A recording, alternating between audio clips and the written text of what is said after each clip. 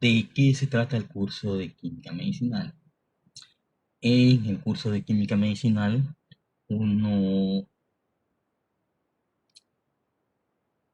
eh, repasa, o mejor dicho, se enfoca en todos los procesos que tienen que ver con el descubrimiento eh, y desarrollo de fármacos, pero visto de una manera bastante general.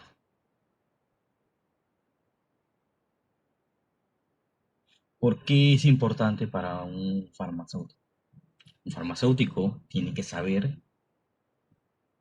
cómo se desarrolla un fármaco o una sustancia activa, como todos los procesos que involucran hasta que es aprobado por las entidades reguladoras internacionales que son la FDA y la EMA, en donde ellos aprueban entonces ya el uso terapéutico de una sustancia que se denomina una entidad molecular. De ahí se aprueba, viene después de esa fase de aprobación su comercialización. La empresa farmacéutica que la diseñó tiene una protección por patente, 20 años, en la cual ese es el tiempo estipulado para que ellos recuperen la inversión hecha en ese proceso de investigación y desarrollo de un nuevo fármaco. La inversión que hace generalmente la industria farmacéutica está entre los 1.000 a 1.500 millones de dólares en desarrollar un fármaco y llevarlo al mercado. Y por eso es la importancia que tiene la química medicinal para que el farmacéutico como especialista en fármacos y medicamentos, debe conocer todos los procesos que involucran el proceso de desarrollo de un fármaco, independientemente de su origen o su naturaleza. Nosotros vamos a ver en el primer módulo algunos conceptos de definición de química medicinal, algo muy leve de desarrollo de antecedentes históricos, vamos a ver conceptos y el estado actual de lo que es la química medicinal. Veremos algunos conceptos básicos y una sinonimia que existe de la química medicinal, cómo se clasifican los fármacos, cuál es la nomenclatura de fármacos que se utiliza en farmacia, algo muy general del concepto de diseño de fármacos.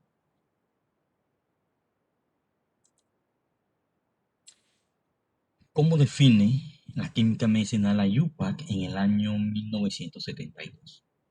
No le da una definición tal cual, sino lo que hace es va adicionando procesos dependiendo de cómo la química medicinal va evolucionando transcurrir con los años. En primer lugar, solo abarcaba lo que era el proceso de descubrimiento, desarrollo e identificación del modo de acción de compuestos biológicamente activos. Eso era en lo que se enfocaba inicialmente la química medicinal. Y de ahí trataba de dar una explicación de cómo o cuál era el mecanismo de acción de esa sustancia biológicamente activa. De ahí se amplía a lo que es estudio, identificación, síntesis, incluye todo lo que son los productos de síntesis orgánica o semisíntesis, incluye los estudios de metabolismo de fármacos y otros compuestos relacionados. Entre estos compuestos relacionados tenemos compuestos de origen natural, estos compuestos de origen natural pueden ser vegetal, animal, microbiano o obtenidos por técnicas biotecnológicas.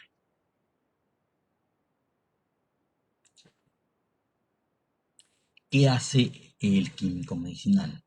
El primero se plantea una idea en su mente de posibles sustancias que se puedan diseñar o sintetizar en un laboratorio. La química medicinal, conocida en América con esa terminología como química medicinal, y en Europa la química medicinal forma parte de lo que se conoce como química farmacéutica, que tiene, que tiene un amplio eh, espectro de correlación con otras disciplinas. Pero la química medicinal se basa principalmente en conocimientos de ciencias biológicas, ciencias médicas y ciencias farmacéuticas. De ahí, debido a la evolución que ha tenido la química medicinal a lo largo del tiempo, en diferentes países se han utilizado y se han introducido términos que incluyen lo que es la química medicinal, como son química farmacéutica, química médica, química terapéutica, que estos dos últimos tienen más utilidad o se usan más frecuentemente en países de habla hispana. Química farmacéutica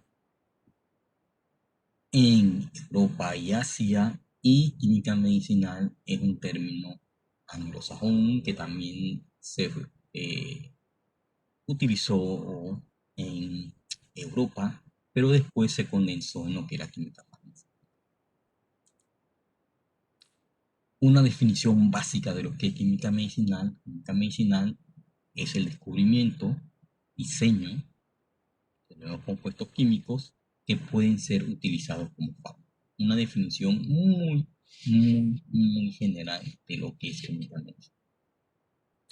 En cambio, la química farmacéutica estudia el efecto de diversas sustancias químicas y moléculas de naturaleza proteica sobre el organismo. Y esto con el objetivo de que estas sustancias tengan utilidad terapéutica. Esta definición de química farmacéutica es mucho más amplia que la definición de química medicinal tradicional, que solamente se enfocaba en la búsqueda de compuestos biológicos. Aquí, en la química farmacéutica, se incluyeron todos los productos que se generaban por síntesis y semisíntesis. Entonces, esta química farmacéutica fue pionera en el papel de las investigaciones que se realizaban en los procesos de síntesis, aislamiento, purificación y caracterización de nuevas entidades moleculares o nuevos compuestos que iban a ser sometidos a ensayos biológicos, ya sea ensayos biológicos in vitro o ensayos biológicos en animales enteros. La química terapéutica La química terapéutica se centra en modificaciones químicas simples, principalmente hechas en moléculas de origen natural. ¿Con qué fin? De que estas sustancias tengan un uso terapéutico. Química médica con enfoque en las ciencias biomédicas. También evalúa sustancias biológicamente activas.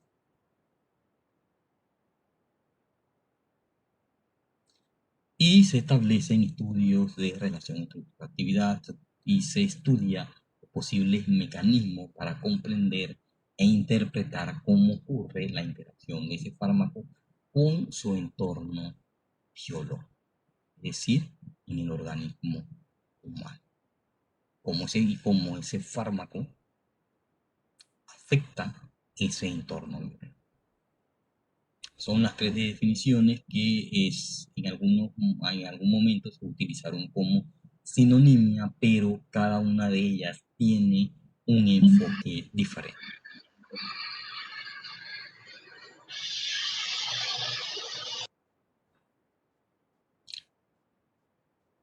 ¿Cuál es el objetivo de la química medicinal?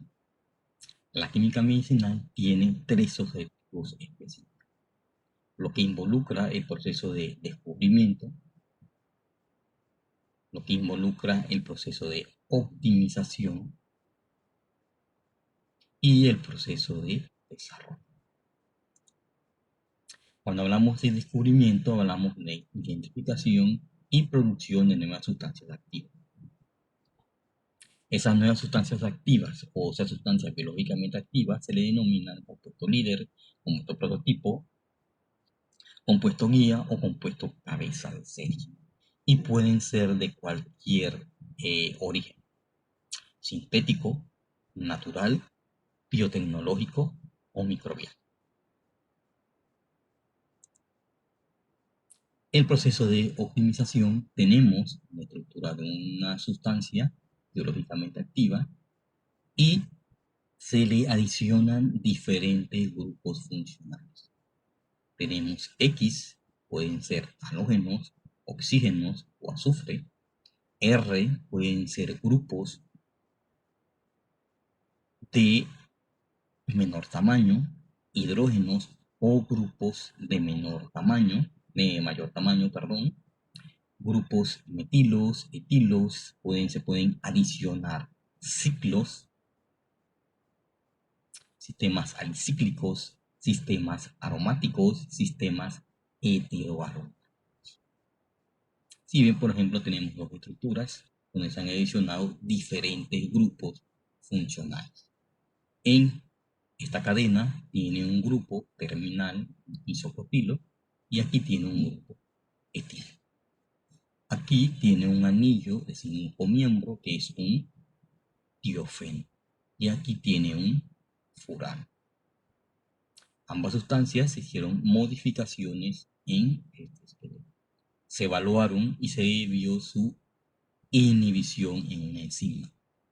Y se encontró que estos dos compuestos eran los que presentaban mejor actividad biológica, con una inactivación en una enzima con una constante de inhibición de 10 y de 23 respectivamente. En los otros tipos de enzimas resultaron con una actividad mayor de 10.000, es decir, que eran compuestos selectivos frente a diferentes enzimas que tienen cierta analogía estructural. Estas modificaciones se hacen en ese compuesto prototipo para mejorar potencia, selectividad y disminuir sus efectos. Eso es lo que involucra el proceso de optimización. Y en el proceso de desarrollo es el que más gasto o más dinero exige en el proceso de investigación y desarrollo de un fármaco. ¿Por qué? Porque aquí se requiere optimización de la ruta sintética, porque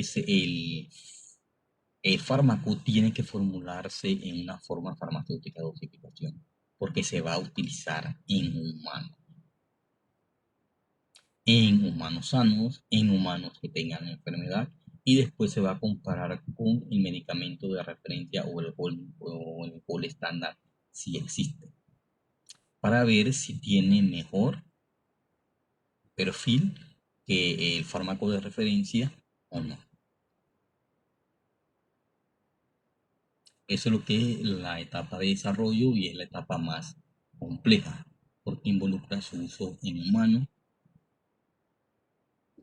Y esta etapa requiere de muchos permisos, mucha normativa en cuanto a la ética y bioética de los estudios donde se involucra eh, el ser humano.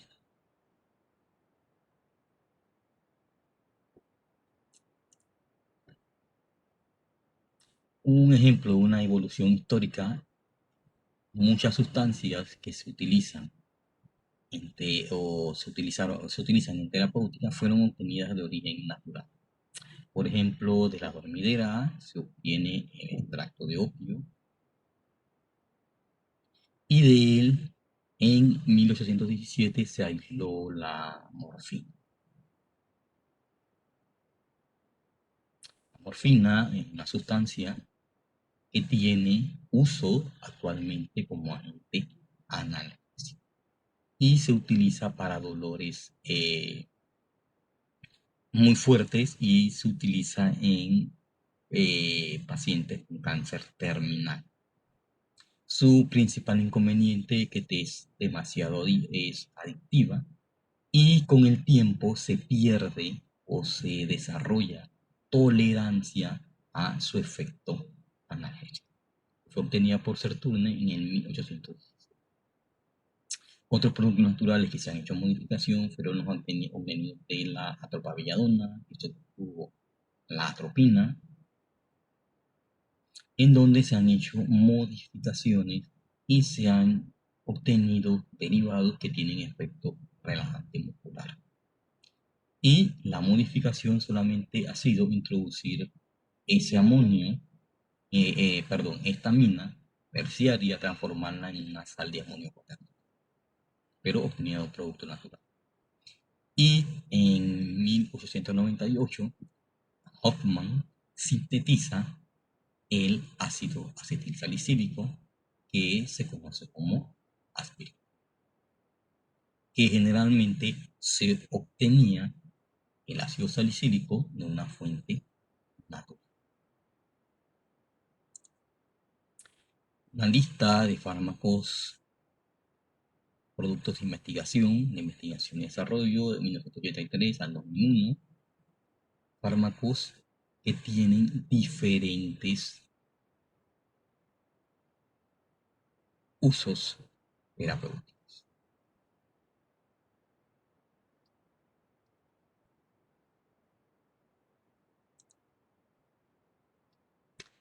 Cuando se remontan los orígenes de la química medicinal.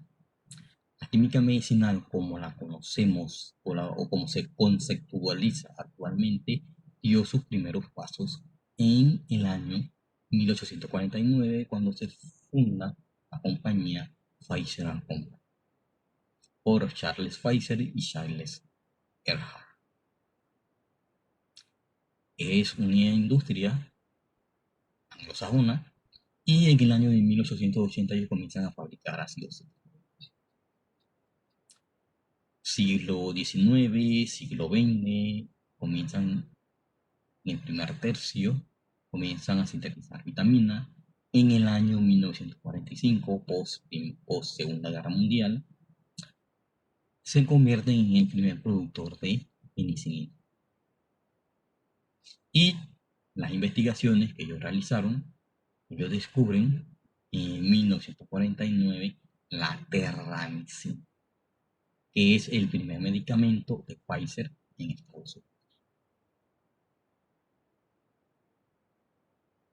Y estos dos, Charles Pfizer y Charles Eckart, son los pioneros de lo que es la química medicinal, cómo se conceptualiza hoy día. Otros, para Ehrlich, trabajó con derivados azo de arsénico, denominados albalsam, contra determinados patógenos. Una sustancia generalmente obtenida a principios de siglo XX. ¿Cuáles son las finalidades de la química medicinal? Las finalidades de la química medicinal radican en, uno, el proceso de invención que se realiza en la química medicinal, el proceso de identificación, descubrimiento, lo puede realizar el especialista en química medicinal en colaboración con especialistas en química orgánica.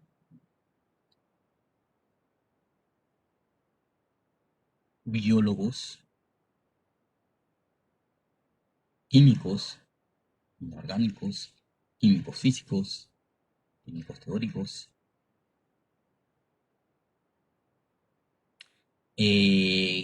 químicos computacionales, la parte de diseño, químicos orgánicos, sintéticos, la parte de síntesis y todo lo que es la parte de elucidación estructural. También involucra lo que son los estudios de metabolismo. Tiene que ver con los estudios de interpretación de cómo actúa una sustancia, un fármaco, con una diana biológica a nivel molecular. Se construyen los estudios de relación estructura-actividad cuantitativo, cualitativos, ambos. Se establecen estas relaciones estructura-actividad, se caracterizan propiedades físicas, químicas y fisicoquímicas de las moléculas, desarrollo de fármaco, formulación farmacéutica y producción.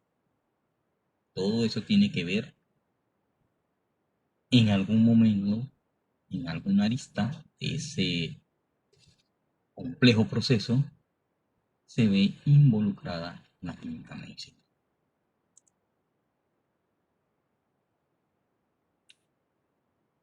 La química medicinal estudia la relación entre una estructura y la actividad. Para eso, ella tiene que saber cuáles son las propiedades de los fármacos. Cuáles son sus propiedades físicas, químicas, sus propiedades físico-químicas, que es las que más énfasis hacemos en farmacia, sus propiedades moleculares y sus propiedades electrónicas. ¿Por qué? Porque ellas afectan los procesos de farmacocinéticas y los procesos farmacológicos.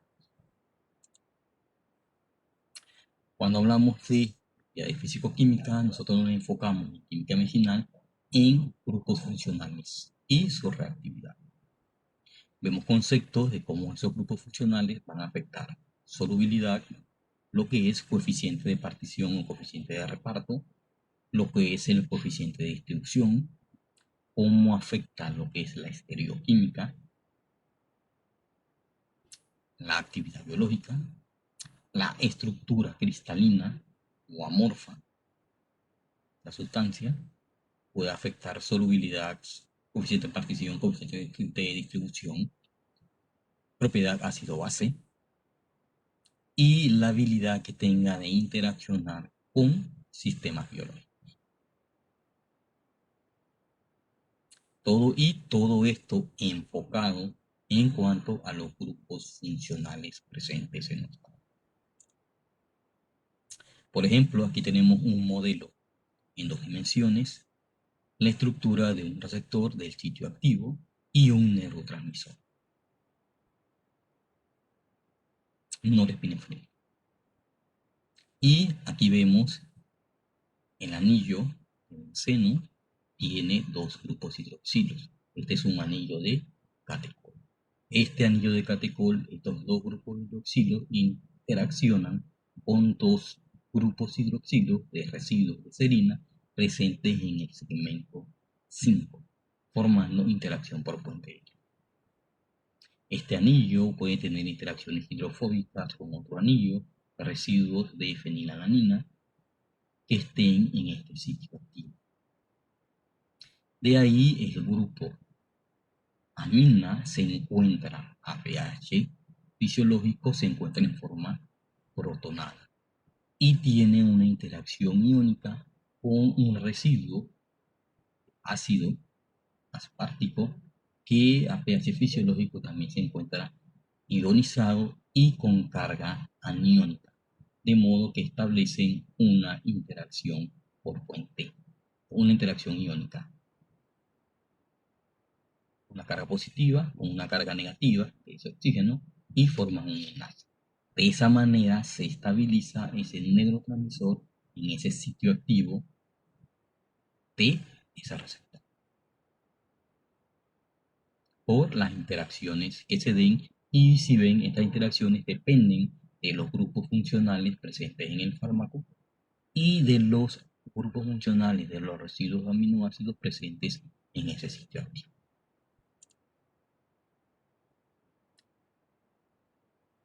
el ácido paraminobenzoico y una sulfonamida.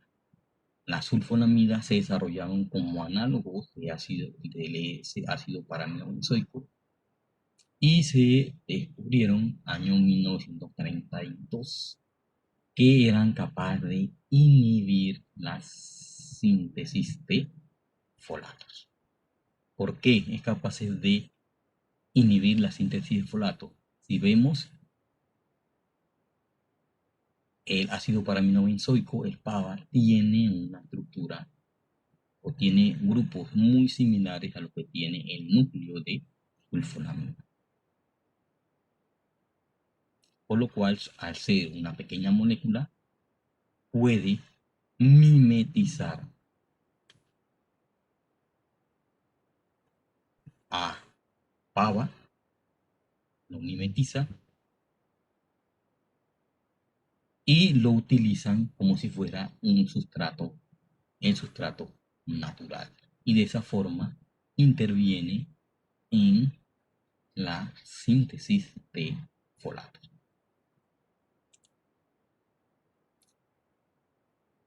Otras propiedades que estudiamos en química medicinal tienen que ver con la selectividad de acción de los fármacos. Por ejemplo, aquí tenemos un fármaco en un modelo de 2 dimensiones, aquí tenemos el fármaco en un modelo de 3 dimensiones. Ese fármaco está en una disposición de 3 dimensiones y una disposición, el sitio activo ya no en forma de un modelo de 2 dimensiones, sino de 3 dimensiones. Las líneas entrecortadas y los puntos rojos indican sitios de interacción de este fármaco con residuos de aminoácidos presentes en ese sitio activo. Esta representación se obtiene por estrategias de simulación.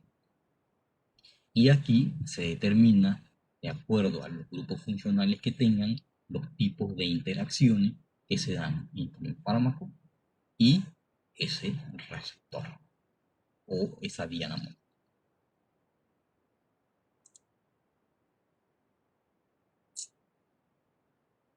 ¿Cómo ha evolucionado la química medicinal del siglo XX y del siglo XXI? Durante este periodo se han identificado una gran cantidad de sustancias de origen natural, de origen sintético, de origen semisintético. También tenemos sustancias de origen microbiano y sustancias de origen biotecnológico, en donde tenemos principalmente sustancias de naturaleza proteica, péptidos, proteínas, enzimas, que son sustancias obtenidas por técnicas biotecnológicas.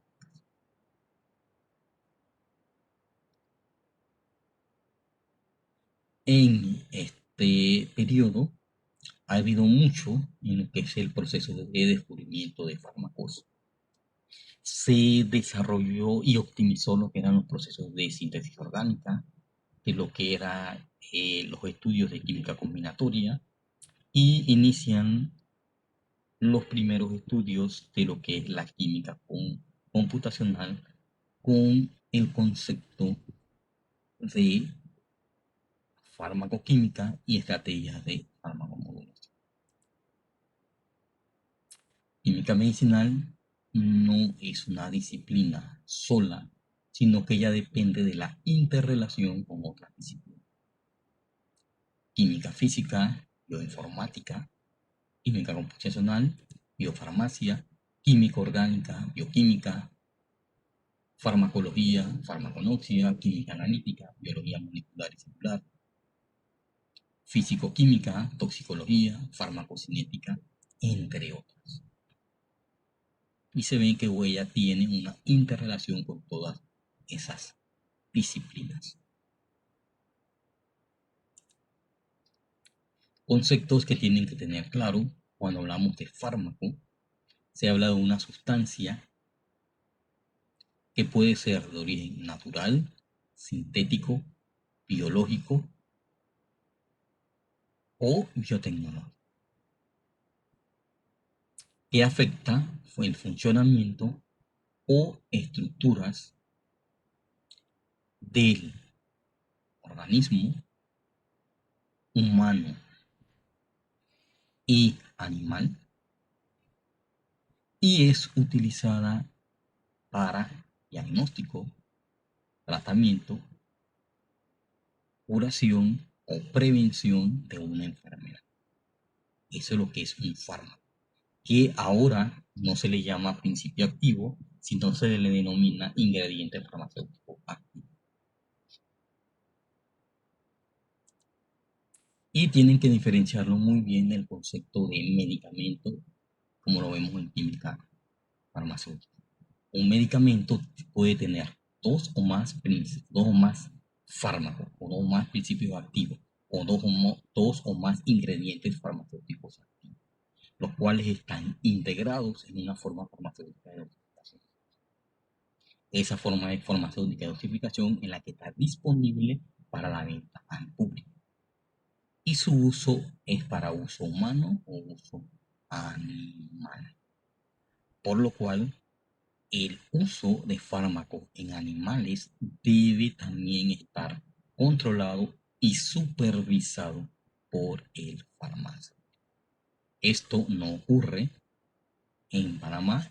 Aquí muchos fármacos los recetan veterinarios y muchos de estos medicamentos se venden en tiendas sin ningún control. Y cuando hablamos de medicamentos, se incluyen también sustancias que se pueden utilizar como diagnóstico médico. Por ejemplo, yodo, una sustancia utilizada para diagnóstico, que involucra lo que es diseño de fármaco. El diseño de fármaco es el camino por el cual el equipo de investigación y desarrollo en una industria farmacéutica plantea cómo generar o obtener nuevos medicamentos a partir del conocimiento que se tiene previamente de sus actividades biológicas. ¿Por qué? Porque estas sustancias se han obtenido primeramente en la fase de descubrimiento. Aquí vamos a generar, se genera principalmente el compuesto prototipo, el compuesto o cabeza de serie. Se puede hacer diseño de fármacos de metabolitos de un fármaco existente, o se estudian la patología o fisiopatología y la fisiología de cómo se desarrolla una enfermedad para determinar cuáles son las posibles dianas terapéuticas y así desarrollar nuevos fármacos para nuevas dianas moleculares. Un término que tienen que tener claro pues cuando hablamos de fármaco prototipo, fármaco guía, fármaco cabeza de serie.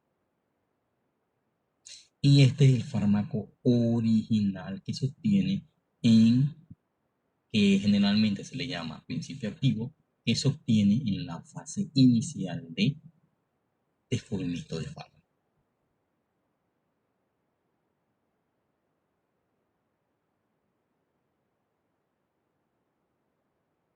Este fármaco original es el que permite hacer modificaciones estructurales, hacer variaciones en los grupos funcionales que tiene y obtener una familia de compuestos a la cual se le llaman congéneres o análogos.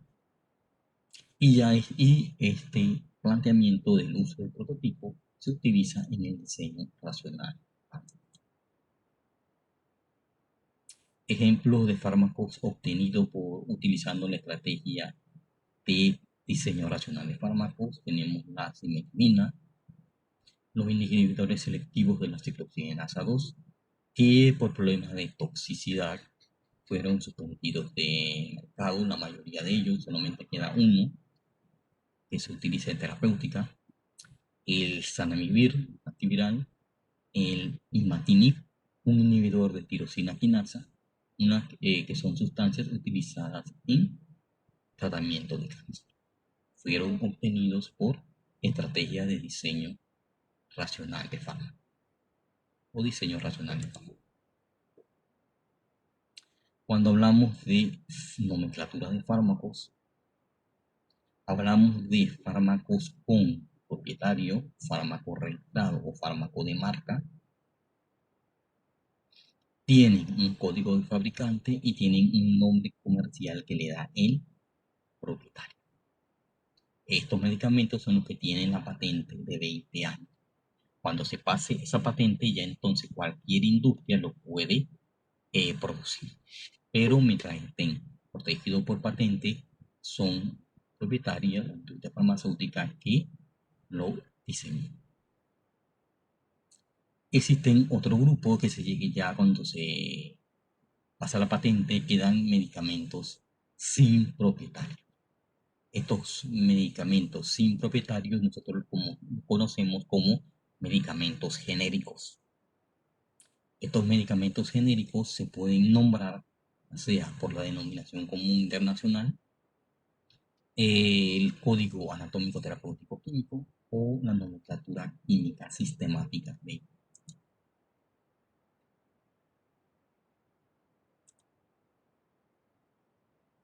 Ya le expliqué en qué se basan los nombres comerciales.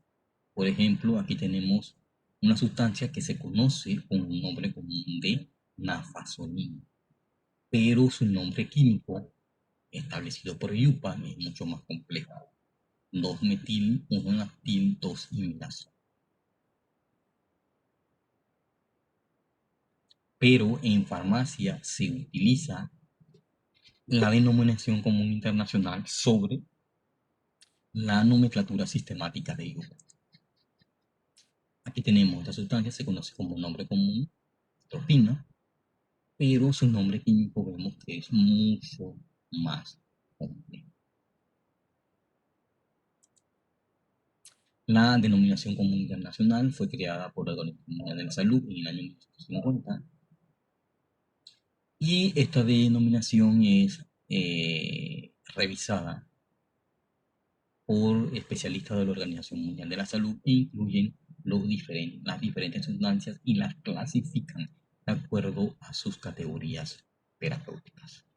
Estas tienen reglas en las cuales utilizan prefijos, sufijos o partículas para definir los grupos farmacológicos específicos que se van a utilizar por esta denominación común internacional. Por ejemplo, este sufijo ciclina corresponde a antibióticos del grupo de las tetraciclinas.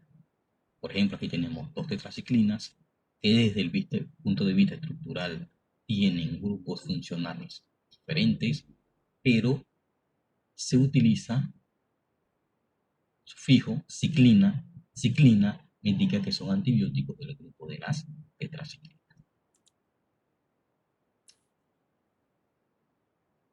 El uso del código anatómico terapéutico químico lo recomienda la OMS solamente cuando hay estudios de consumo de medicamentos.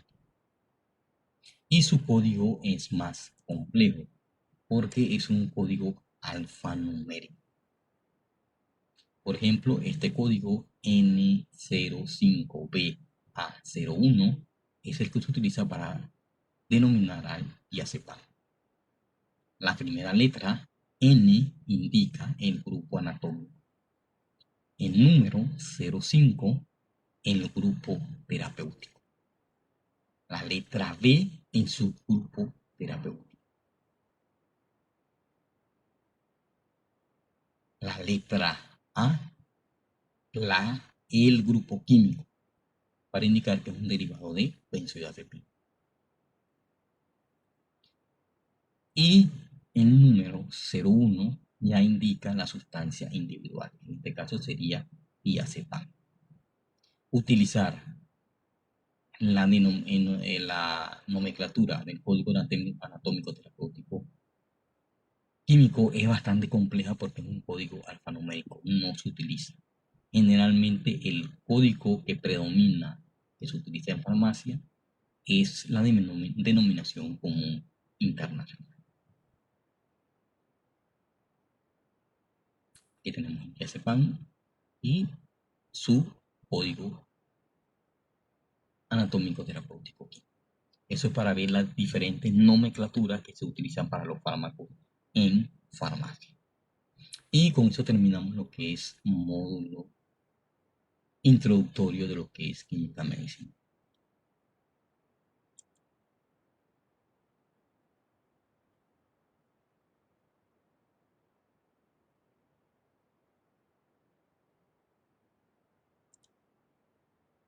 Profe, Dígame.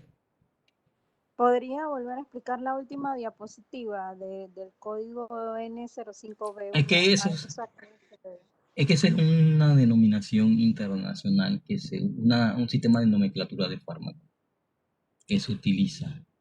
Pero como les mencioné, se utiliza es para los estudios de consumo de medicamentos. No se usa de manera actual.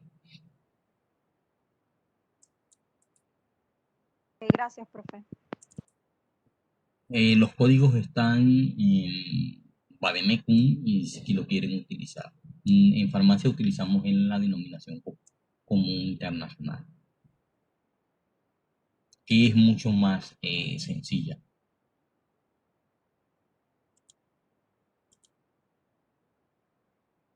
Profesor, buenas noches. Dígame. Profesor, yo tengo una pregunta. ¿Qué relación tiene la química medicinal con la ingeniería farmacéutica? La ingeniería farmacéutica como tal es una herramienta tecnológica. Pero ¿qué pasa? Los ingenieros, los ingenieros, tanto industriales como los ingenieros químicos y los ingenieros farmacéuticos, tienen mayor formación en cuanto al desarrollo de procesos y tienen mucho más conocimiento y mucha más terminología. Entonces, para el área de lo que es formulación farmacéutica, producción farmacéutica, un farmacéutico no tiene generalmente los conocimientos para entrar en esa área. En cambio, un ingeniero químico, un ingeniero farmacéutico, un ingeniero industrial, tienen más destreza y habilidades en manejar ese tipo de procesos. El farmacéutico no lo tiene, porque no se enfoca generalmente en esa área.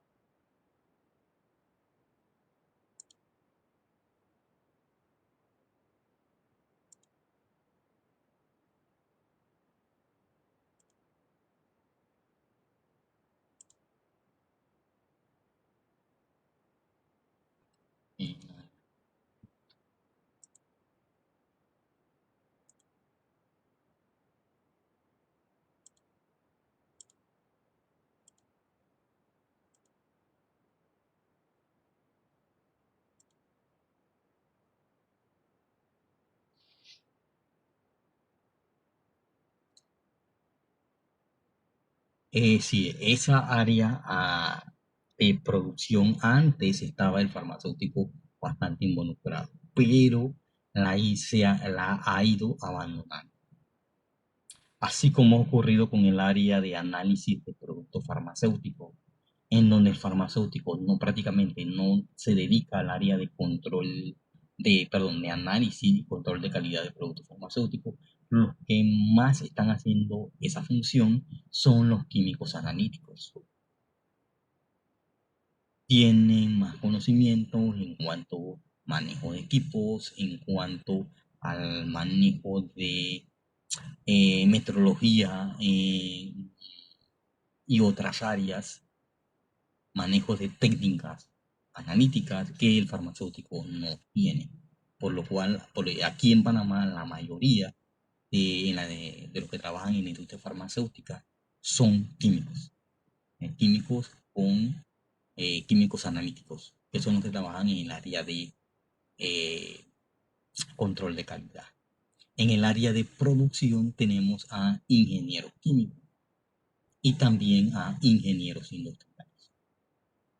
Aquí en Panamá no existe una ingeniería farmacéutica y son áreas que el farmacéutico ha ido perdiendo. ¿Cuál es el enfoque principal que tiene el farmacéutico en Panamá? Principalmente lo que es dispensación de medicamentos, un poquito de lo que es atención farmacéutica, pero no la desempeñan como tal en Panamá. Aquí el farmacéutico se dedica principalmente a dispensar en la mayoría de las farmacias públicas y privadas, en algunos casos a ver lo que es en los hospitales, lo que es nutrición parenteral, en otros casos la mayoría de ellos han ido al área de lo que es marketing y lo que es visita médica, que no es un área exclusivamente de farmacéutica. Antes cualquier profesional podría dedicarse a ser visitador médico y actualmente se mantiene casi igual.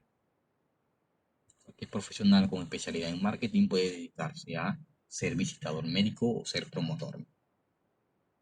Áreas en la cual se desempeña generalmente el farmacéutico en Panamá.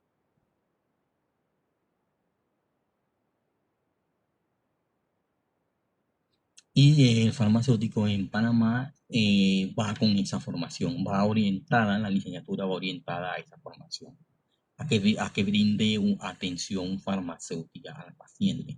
Pero en la realidad, en la farmacia pública, en la farmacia privada, el farmacéutico no hace o no brinda el servicio de atención farmacéutica, no brinda un servicio de seguimiento farmacoterapéutico. Solamente se encarga de dispensar los medicamentos y ya.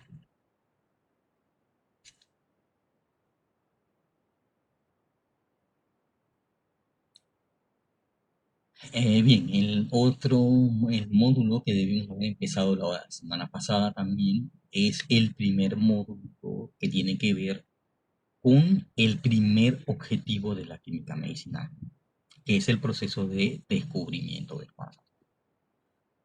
Y les pongo lo que ya habíamos visto en qué consiste el proceso de descubrimiento de fármacos. ¿Por qué es importante el proceso de descubrimiento de fármacos? Descubrir nuevos fármacos o agentes terapéuticos es muy relevante para el sector salud. Y es unos objetivos de todo este proceso de investigación y desarrollo de fármacos, contribuir a mejorar la salud de la población, ya sea buscando o diseñando medicamentos que sean eficaces, selectivos, específicos. Así para mejorar la calidad de vida de los pacientes. Por eso es importante el descubrimiento de fármacos. Y generalmente eso lo han visto cuando inició la pandemia de el COVID-19. La industria farmacéutica, la industria biotecnológica por separado y también las empresas mixtas o híbridas que hay, se dedicaron al descubrimiento de sustancias que pueden tener actividad contra el SARS-CoV-2. Y todavía, hoy día, se sigue ese proceso de identificación y descubrimiento de sustancias que puedan tener efecto sobre ese virus SARS-CoV-2. Y de ahí se han planteado y se han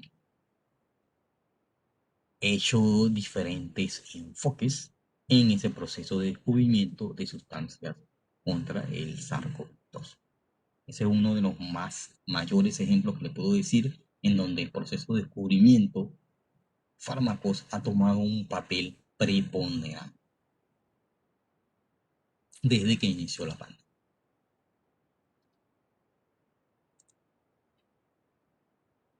¿Cómo se lleva generalmente o cuál fue el planteamiento que se dio en el siglo XX de cómo debería llevarse ese proceso de descubrimiento?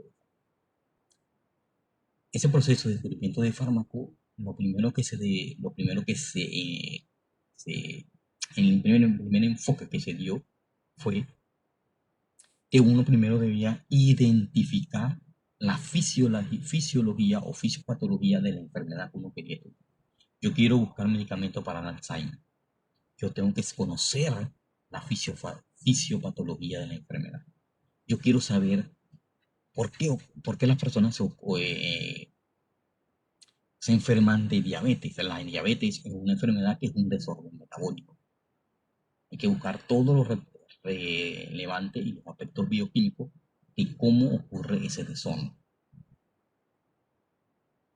bioquímico que desencadena que un paciente desarrolle diabetes mellitus tipo 2 o incluso desarrolle después diabetes mellitus tipo 1.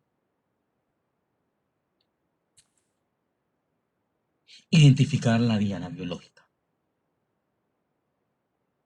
Esto también es importante cuando uno ya identifica la fisiología de la enfermedad, uno puede ver toda la secuencia metabólica o cómo ocurre la regeneración para que ocurra esa enfermedad. ¿Quiénes son los mediadores químicos involucrados? Etcétera. Y de esa manera se plantea el equipo de investigación y desarrollo qué diana biológica voy a utilizar. Por eso existen grupos dedicados a biología molecular que se dedican a identificar nuevas dianas. ¿Qué tipo de ensayos de cribado o tamizado voy a utilizar para evaluar gran cantidad de compuestos que yo puedo obtenido de fuente natural, obtenido de fuente sintética, obtenido de fuente microbiana? ¿A dónde lo voy a ensayar para yo obtener los compuestos que sean biológicamente activos? Luego de eso se identifica el cabeza de serie, entra lo que es la fase de optimización, donde se crean los diferentes análogos o congéneres. Y todo esto se hace siguiendo los parámetros establecidos por la química medicinal clásica que se fundamentó y fortaleció principalmente en el siglo XX, en donde se enfoca y se sigue enfocando todavía en el siglo XXI en mejorar propiedades farmacocinéticas y propiedades fármacos. De ahí lo que es desarrollo preclínico, que son los estudios que se realizan generalmente en animales. Ya la normativa internacional establece que deben ser 2 tipos de especies animales, rata o ratones o bayos, como mínimo, y guardando toda la normativa en cuanto a la protección y el no maltrato a los animales.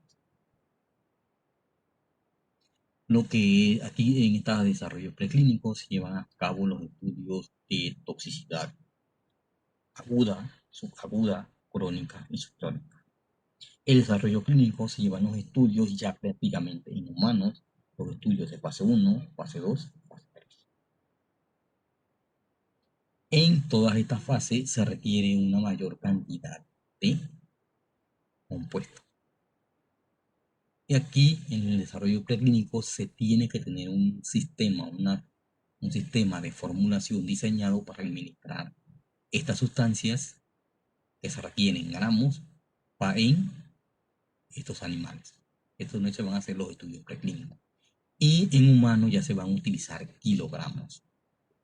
¿Por qué se van a utilizar en un gran número de personas y generalmente tienen que tener una forma farmacéutica de dosificación. Como les indiqué, esta es la fase que más dinero o más inversión en dinero requiere durante la etapa de investigación y desarrollo. En esta etapa se hacen los estudios de formulación y preformulación farmacéutica y se eligen fármacos dependiendo de su tamaño, fármacos conocidos como pequeñas moléculas, proteínas, que se expresan, sus unidades se expresan en el Dalton o kilodalton, vacunas, anticuerpos, inmunoglobulinas, sueros, etcétera, etcétera, etcétera. Se incluyen todas esas sustancias que se desarrollan o se descubren en este proceso.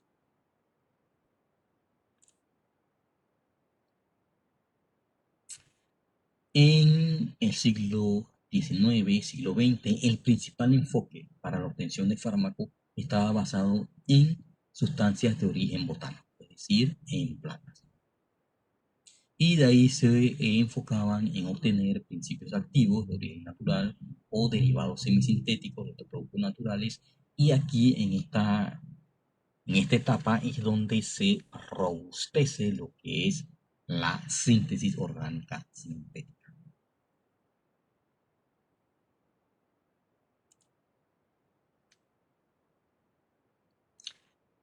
En esta época, siglo XX, en el año 1935, se introducen lo que son los cribados o tamizados al azar.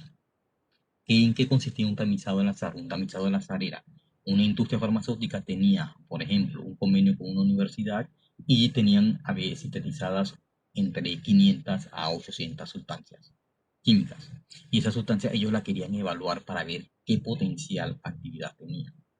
Y la evaluaban contra cualquier diana biológica. Ese era un tamizado al azar. Como el tamizado al azar no dio muy buenos resultados, fue modificado y se hizo un tamizado dirigido o biodirigido, que estaba enfocado en buscar sustancias que fueran biológicamente activas. Ese enfoque incluso todavía se sigue utilizando hoy día, lo que es el tamizado biodirigido, que ha tenido en algunos casos un buen ha llegado a generar un producto que se obtenga, que se tenga en el mercado, pero en la mayoría de los casos no fue tan bueno el enfoque de tamizado biodirigido. De ahí se han utilizado otras estrategias, como son el estudio de metabolismo del fármaco. Por ejemplo, aquí tenemos diazepam, tiene un grupo metilo en esta posición. Por acción de las enzimas microsomales hepáticas se elimina este grupo metilo, se genera el desmetildiazepam, que es un metabolito activo. Este desmetildiazepam sufre una reacción de hidroxilación en la posición 3 y se genera el oxazepam, que también es un metabólito activo. El oxazepam es un fármaco que se obtuvo por estudio metabólico de diazepam. Un enfoque para el descubrimiento de nuevos fármacos fue el estudio de metabolismo de fármacos ya existentes. En el siglo XXI, en los años 50, ya se comienzan a establecer las primeras bases de los estudios clínicos de una forma ya mucho más estricta, mucho más regulada. Surgen lo que son ya los estudios de manufactura farmacéutica mucho más mejor diseñados, y se empiezan a establecer ya las primeras bases de los estudios clínicos como se conocen hoy día y de lo que es la manufactura farmacéutica como se conoce hoy día. Aquí se amplían, ya se trabajan con animales, se trabajan con células bacterianas y se trabajan con células tumorales clonadas. Estas células tumorales clonadas generalmente eran obtenidas de pacientes que tenían cáncer. Estas células fueron clonadas por industrias farmacéuticas, industrias biológicas, industrias biotecnológicas, y se ponían a disposición para hacer ensayos biológicos in vitro.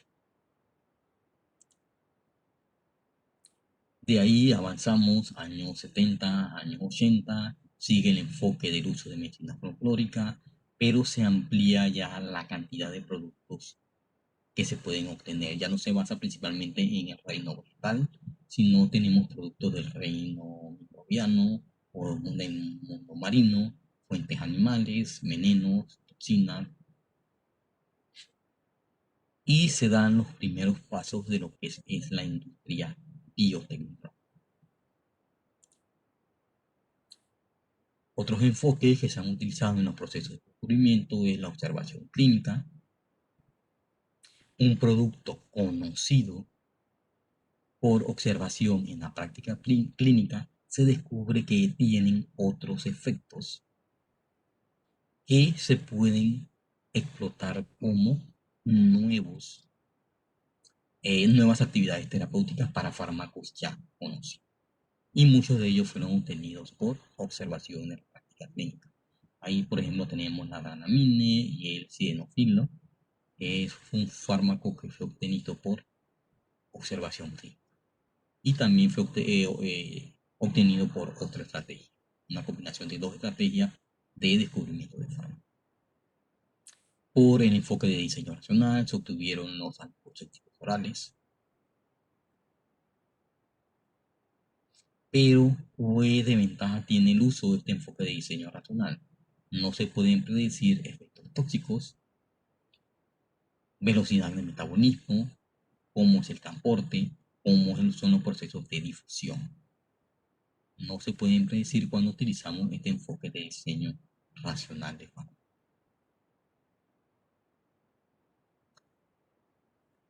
Ya en los últimos 20 años finales del siglo XX se optimiza la identificación de dianas terapéuticas, ya se va enfocando lo que son los procesos de descubrimiento de fármacos mucho más específicos, viendo, por ejemplo, enfermedades que se deben a desbalances o desórdenes químicos o bioquímicos, enfermedades que se deben a invasión por organismos extraños, sean virus, bacterias, hongos.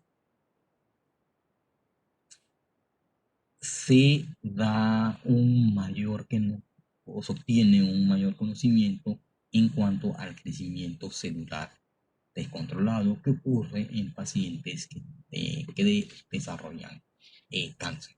Y se ven todos los mecanismos, van surgiendo estudios de los mecanismos por los cuales una célula normal se puede convertir en una célula descontrolada y después pasar a una célula cancerosa. El enfoque de productos naturales, sustancias que se utilizan en terapéutica, metazol, artemisina, derivados de topóxido, vincristina, que utilizan enfoques de tamizado biodirigido.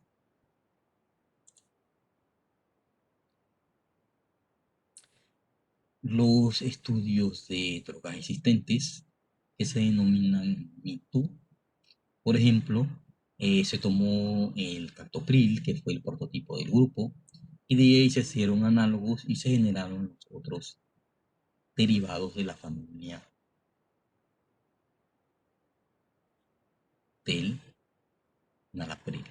Aquí se obtuvo, después del captopril se obtuvo el enalapril, después del enalapril se obtuvieron todos los otros derivados. Algunos formulados como profármacos y algunos sí como fármacos activos.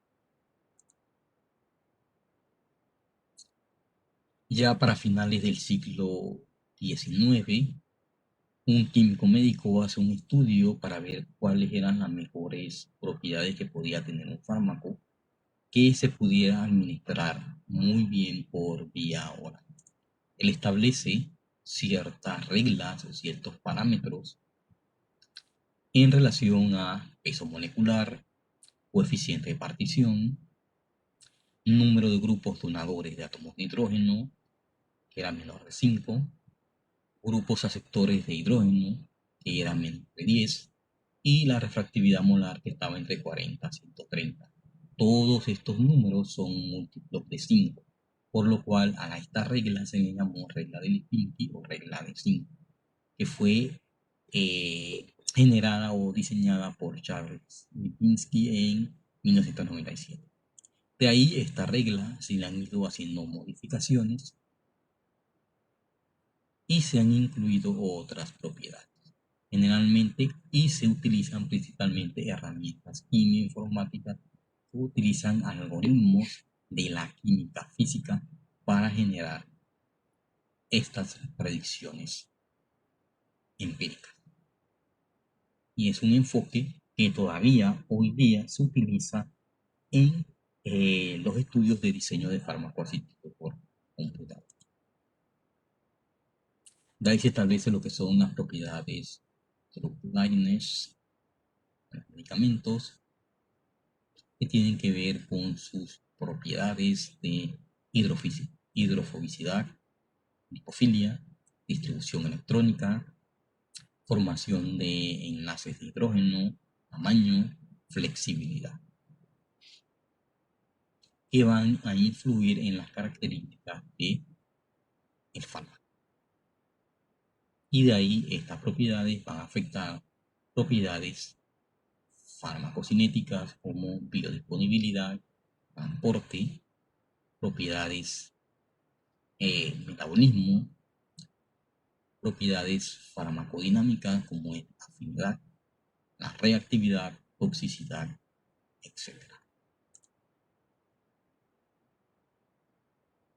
Esto es similar.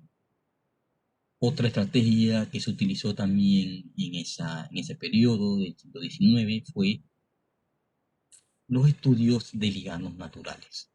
Por ejemplo, se conocían los neurotransmisores del sistema adrenérgico, del sistema dopaminérgico y del sistema serotoninérgico. Sustrato de enzimas, ciclooxigenasa, inhibidores de la acetilcolinesterasa, moduladores naturales selectivos de GABA. En donde, ¿qué fue lo que se hizo con este enfoque basado en el estudio de ligandos naturales para receptores?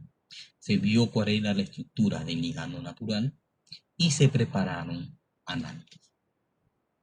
Análogos que podían mimetizar al neurotransmisor natural o al ligando natural, y estas sustancias actuaban como agonistas. Hoy también se obtuvieron sustancias que tenían los grupos funcionales que tenía estos ligandos naturales, pero estas sustancias eran de mayor tamaño y actuaban como antagonistas. De ahí que con ligandos naturales se obtuvieron dos tipos de compuestos: agonistas y antagonistas. Inhibidores enzimáticos, competitivos, no competitivos, moduladores naturales de GABA, como son las benzodiazepinas, que actúan en un sitio diferente donde actúa el neurotransmisor natural, que es el GABA.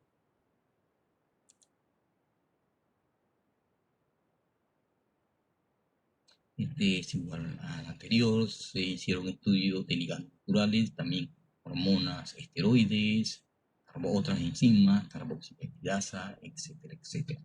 Pero el enfoque estaba basado fundamentalmente en el uso de los ligandos endógenos, los ligandos producidos por el propio organismo que interaccionaban con receptores, que interaccionaban con enzimas.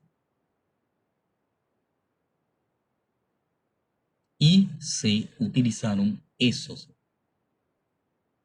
ligandos naturales o esos metabolitos endógenos para diseñar fármacos. Cuando hablamos de un fármaco, fármaco tiene una estructura química. Esa estructura química tiene diferentes grupos funcionales. Esos grupos funcionales, los grupos funcionales que son importantes para la actividad terapéutica, son lo que denominamos farmacóforo, y los otros grupos o restos del grupo de la molécula que no son indispensables para la actividad farmacológica o terapéutica, pero modifican los perfiles farmacocinéticos, son los que se denominan auxocóforos. Cuando hablamos de fármacos, utilizamos estas dos terminologías. Los dos grupos de grupos funcionales que vamos a encontrar en el fármaco. Aquellos que son los responsables de las propiedades farmacodinámicas y aquellos que son responsables de las propiedades farmacocinéticas. En toxicología tienen que ver no se utiliza el término farmacóforo, se habla del término toxicóforo y el término auxocóforo. Aquí, por ejemplo, tenemos una sustancia, el captopril, cómo se hacen modificaciones estructurales, cómo se generó el captopril, el cual interaccionaba en un sitio de la enzima convertidora de angiotensina. Este captopril fue obtenido generalmente a partir de la estructura de un péptido de un veneno de serpiente.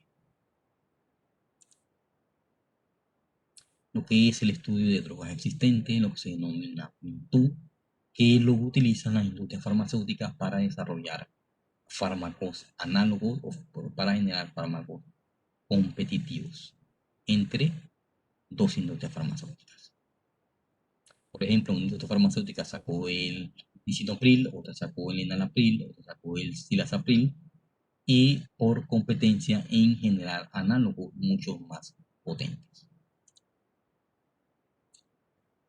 La industria farmacéutica tenía muchos compuestos que habían sintetizado y ellos los sometieron a tamizado de esos compuestos sintéticos para buscarle alguna utilidad terapéutica. Y muchos de ellos han sido reevaluados en nuevas dianas terapéuticas. Otras estrategias utilizadas en estos procesos de descubrimiento incluyen la síntesis combinatoria o química combinatoria, que generalmente es un sistema robotizado, pero que tiene la desventaja que los compuestos que se generan son generalmente una mezcla. También tenemos lo que son los estudios de diseños de fármacos asistidos por computadora, lo que se denominan los estudios TIFAC en español. Los estudios de descubrimiento inteligente utilizando CAFOL, lo que es serendipidad, observación clínica, que ya la vimos anteriormente. Este es un sistema de química combinatoria. Es un sistema robotizado, altamente costoso, pero las moléculas que se pueden generar son mezclas. Y se evalúan en los ensayos in vitro como mezclas, que generalmente son difíciles de separar estas pequeñas mezclas. Y esta química combinatoria no dio los resultados esperados en cuanto como técnica de descubrimiento de fármacos.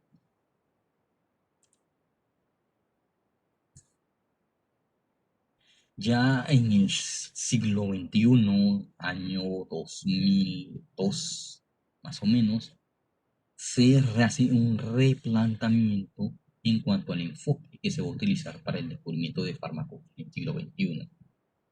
Aquí ya se selecciona una enfermedad en particular, se elige una diana, una diana de fármaco, una diana ya existente, o una nueva diana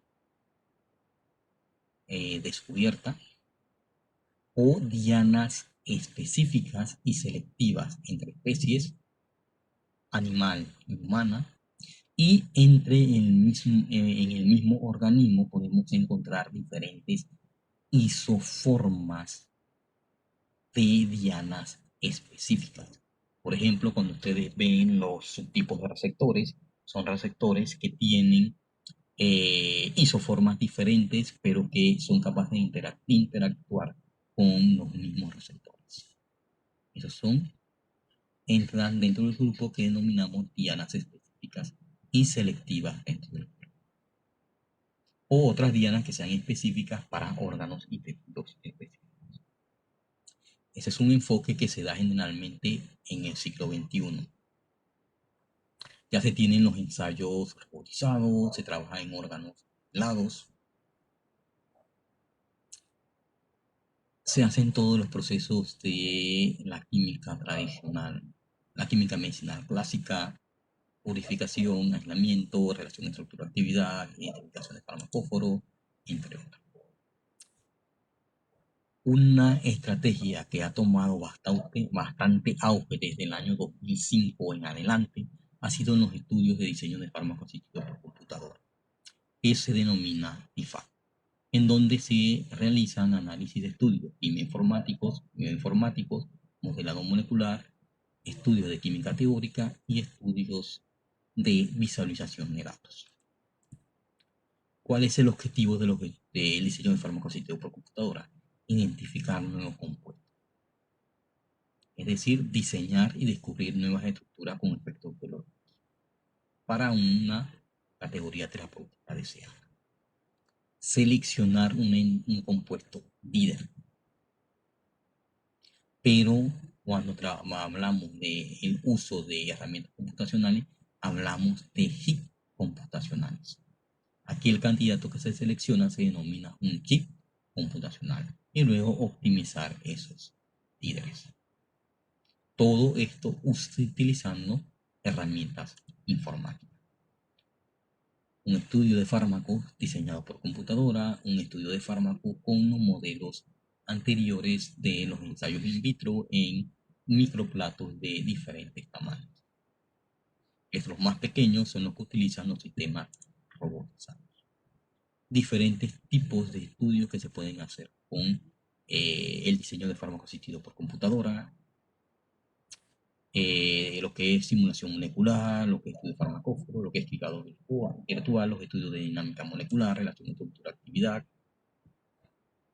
que tienen la ventaja de que son rápidos y tienen un bajo costo. Lo que es modelado de farmacóforo para obtener los grupos que interaccionan con el sitio ortostérico de un receptor o el sitio catalítico de una enzima. Y estos grupos nos sirven para fijar los grupos que corresponden al fármacóforo. Los estudios de cribado virtual, los estudios de diversidad estructural de scaffold, primero se identifica dentro de la proteína, luego se van adicionando grupos que ocupen ese espacio y se van obteniendo fármacos de mayor tamaño, pero que tienen una interacción mucho más específica y selectiva. Los estudios de resonancia magnética nuclear han caído en desuso por la complejidad de los equipos, del equipo que se requiere. Ya no es muy utilizado esta estrategia de descubrimiento de fármacos. La estrategia que hoy día más se utiliza es la de cribado de alta eficiencia, High Throughput Screening, que es un sistema robotizado. Este sistema tiene las muestras y él te evalúa los compuestos frente a diferentes dianas biológicas. Todo este sistema está robotizado, es decir, está computarizado y te da todos los resultados al final. Este equipo es un equipo muy costoso, no todas las empresas farmacéuticas lo tienen, pero la inversión que se hizo fue bastante grande, pero no rindió los resultados esperados. ¿Sí? Y se está buscando qué otra aplicación puede tener este equipo de High Throughput Screening o de cribado de alta eficiencia. Pero hoy por hoy sigue siendo una de las estrategias utilizadas más utilizadas en el diseño de fármacos por la industria farmacéutica. El uso del cribado de alta eficiencia. La serendipidad, que es otra estrategia, en donde aquí por una observación, ganado vacuno se comía una planta, esta ocasionaba hemorragias. Por observación, este médico, el que descubrió el principio activo que tenía esta planta, que era el causante de ese efecto anticoagulante que tenía esta planta, que ocasionaba la muerte del ganado vacuno. Esto se llevó a unos ensayos robotizados para obtener análogos que fueran pequeñas moléculas, utilizando herramientas computacionales, que tuvieran análogo a este producto natural. Ya al principio siglo XXI hay muchos avances en cuanto a las ciencias genéticas, las ciencias ómicas, las ciencias de biología molecular, la biotecnología, que han ayudado y han dado un gran avance en cuanto a los procesos de descubrimiento de fármacos. El término pipeline se utiliza en investigación y desarrollo de la industria farmacéutica biotecnológica. Como le mencioné, tomó un gran auge desde finales del siglo XX y ahora en los primeros años del siglo XXI. Se obtuvieron gran cantidad de compuestos líderes y de ahí muy pocos de ellos llegaron a fase 2, fase 3, a desarrollarse como fármaco. Pero es una estrategia utilizada o que se enfocó principalmente en la investigación y desarrollo para la industria biotecnológica. Hoy día ya la industria biotecnológica forma parte de la industria farmacéutica tradicional y tenemos industrias farmacéuticas que son híbridas. Muchas industrias farmacéuticas híbridas que utilizan el fundamento clásico, también utilizan herramientas biotecnológicas. Por ejemplo, las vacunas que estamos utilizando, que se están utilizando para el SARS-CoV-2 son vacunas obtenidas con herramientas biotecnológicas. La otra estrategia que también se utiliza hoy día frecuentemente en los procesos de descubrimiento de fármacos es lo que se conoce como reposicionamiento de fármacos. ¿Qué es el reposicionamiento de fármacos? Es utilizar viejos medicamentos a los cuales se le encuentran nuevas actividades biológicas o nuevas actividades terapéuticas. Y un fármaco que le mencioné anteriormente, sildenafilo, Viagra, fue obtenido por observación clínica y fue también un fármaco pionero por la estrategia de reposicionamiento de fármacos. Esta estrategia de reposicionamiento de fármacos ha sido muy utilizada desde que inició la pandemia en la búsqueda de sustancias contra el SARS-CoV-2. Esta estrategia ya para el año 2013, el 30% de los nuevos fármacos que se tenían en el mercado, ya fueran obtenidos por esta estrategia. Y en este punto se planteó que esta estrategia era muy útil en los procesos de descubrimiento de fármacos.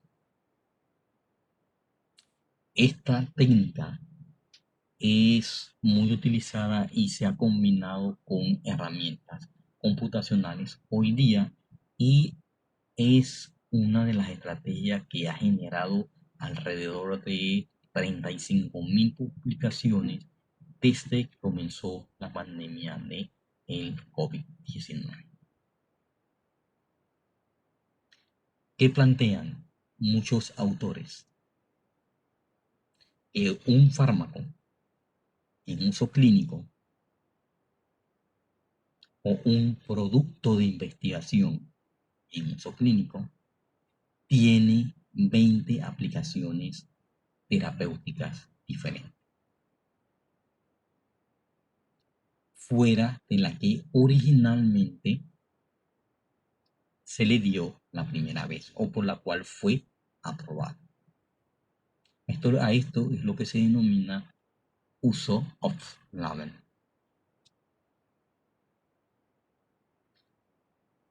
Y 2/3 de estas sustancias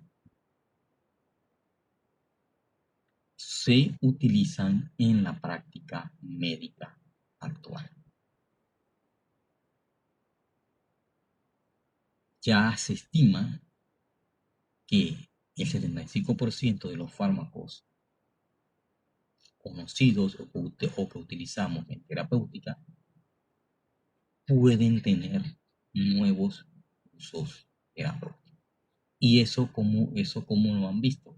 Utilizando la estrategia de reposicionamiento de fármacos que tuvo su mayor o que ha tenido su mayor auge desde el año 2008 hacia acá, siendo el año 2020 donde más se ha utilizado la estrategia de reposicionamiento de fármaco o en combinación con un mensaje virtual. El uso de esta estrategia ha acortado los procesos de descubrimiento de fármaco y ha ocasionado una reducción en los costos significativos en la industria farmacéutica nacional.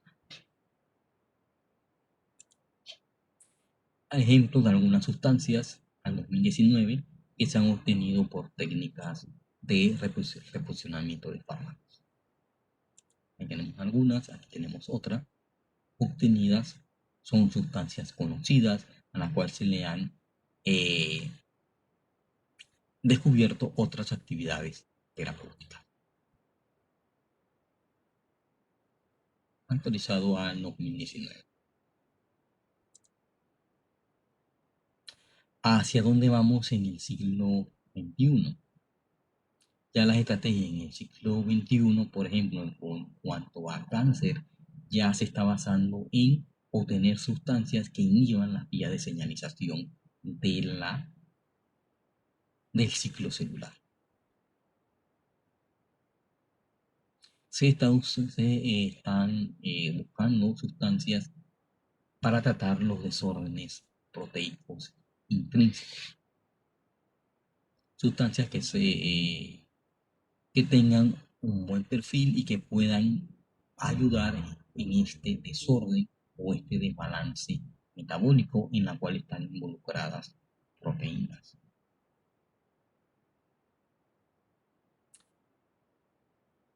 El descubrimiento en lianas epigenéticas también ha tenido un fuerte auge, siglo XXI. El uso de la impresión en 3 dimensiones y el aprovechamiento del campo de la nanotecnología en lo que es el diseño de nuevas formas farmacéuticas de dosificación. Aquí vemos descubrimiento de fármaco, las ciencias genómicas, donde se han derivado todas las otras ciencias ómicas, proteómicas y las otras, la funcionalidad genómica y la farmacogenómica.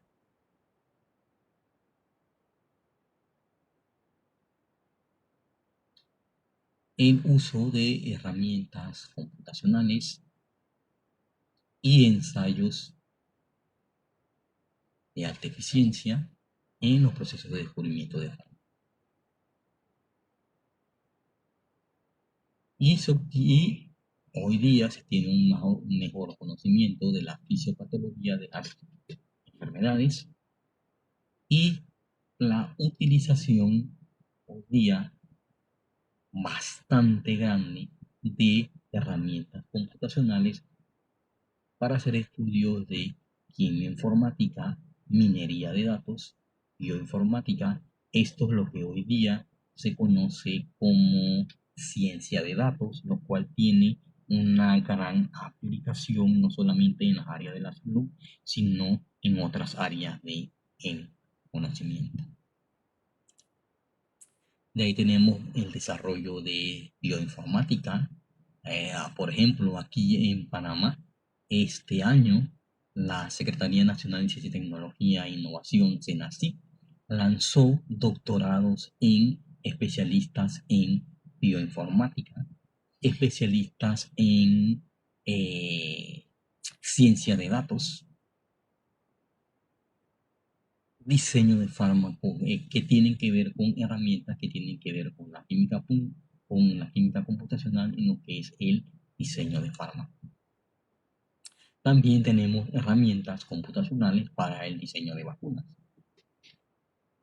El diseño de vacunas, el diseño de anticuerpos monoclonales o policlonales, y aquí ya entramos en un campo que se denomina la inmunoinformática. Tenemos aplicaciones de uso de herramientas informáticas en el campo de los alimentos, lo que se denomina food informatics.